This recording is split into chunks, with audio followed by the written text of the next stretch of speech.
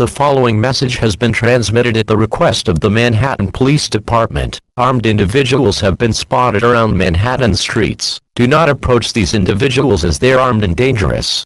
Citizens are advised to stay indoors, shut and lock all doors and windows, pull down blinds and shut curtains. Do not go outside as these armed individuals have been confirmed to be hostile. Wait until the all clear has been given to leave your home. We now return you to regularly scheduled programming. This is WABC.